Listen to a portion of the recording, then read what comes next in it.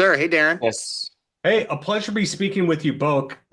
I can't speak today. Both, same thing. But Neil, two-parter for you. How's your day going besides having to talk to media? And second part, uh, how many times a day do people talk about your fantastic work that you did with Gilbert Gottfried? Oh, I'm having a great day. It's a pleasure to be talking to you. And the work on Gilbert, it's not every day, but when it does come up, people seem to be they like that movie. So it's very satisfying. Fantastic here. Luke, the two-parter, how's your day going? And what was your highlight as the second part of this? What was your highlight in working on group therapy?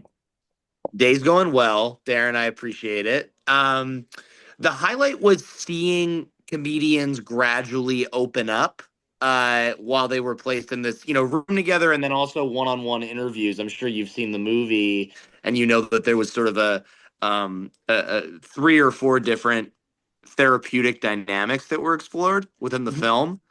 And I think just seeing how quickly they were willing to be vulnerable after walking into a situation that they weren't quite sure of at first.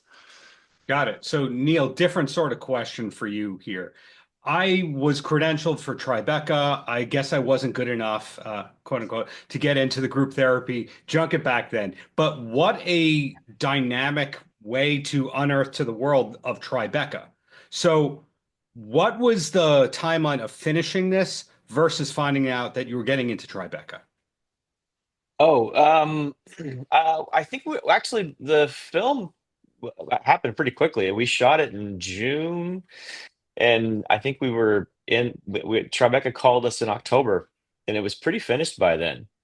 Yeah, which is a rapid, insane timeline. Mhm. But we had lots of incredibly talented people working on it, making sure we got it done on time. But yeah, it was a pretty quick uh, process from start to finish. So was it a case of going, we have to finish it by this date to make Tribeca happen, or is it just luck lined up with all that? Oh no, I mean, Luke, you know better than I would. I think it's a function of just the budget and calendar. Like this is what we have, and these are the days we have to work on it. Yeah, I mean, I think it's always the production realities. It's also talent availabilities. It's also, when we're wanting to bring something to the market that's as exciting as this, right? It's you don't want to be in post production forever. So I think holding yourself to real, achievable timelines, but aggressive timelines is something we try to do when we're really excited about something. That makes sense. So, Luke, how did you and Neil first connect? What's your recollection of that? I think we were first connected through a mutual friend of ours, Travis Tamero, who's a wonderful agent at UTA. And Travis just knew that Neil would be perfect for this kind of a project. And, within a phone call, I felt the same. It was love at first call. The first call. So, Neil, this is not the first time that you've worked with comedians. And I say that this is comedians not necessarily doing comedy. Yeah. Were you always able to talk to comedians as normal human beings? Well, I think that's the key, and I think that the comedians a lot of times when they talk to people, they're treated as exceptional or different, and part of the whole point of this film is to show that even though they're talking about things that are scary or hard, they're just people like us, and we're all going through it. So I think approaching them as human beings rather than special comedians that do a special thing, I think they appreciate that, especially when it comes to work situations like this. So I'm spitballing here, and you can tell me I'm totally wrong. Yeah. But I find that comedians are very similar to professional wrestlers in that whatever the onstage persona is, usually is the exact opposite of who they are off stage or off camera. Uh, Look, I would say this group, Tig Notaro is as funny off stage as she is on stage. I mean, she's not delivering material. That's probably true with Gilbert, who kind of like shut down off stage. But I mean, these comedians, they were pleasure and hilarious on and off stage, but not in a weird way. Luke, am I totally wrong or am I partially correct?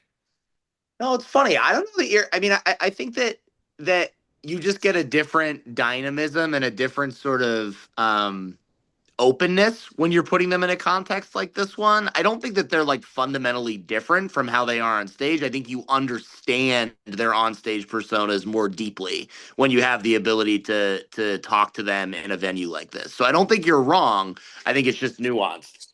Nuanced. Okay, well, a more positive follow-up question at you, Luke, and we're going to ask you the same thing, Neil. To us, group therapy is a new thing. And for you guys, it could be 6 projects ago. You're both hustlers. Luke, are we allowed to know what's coming next from you, or is it all under Hollywood Reporter embargoes? No, you're allowed to know some of the stuff. I mean, there's some surprises that we want to, I think, hold back, but I'm sure you saw in the trades. We have a really fun movie that we're doing with Tim Story this summer, shooting Kevin's next Netflix movie. 72 Hours, which was announced in the trades maybe a week ago.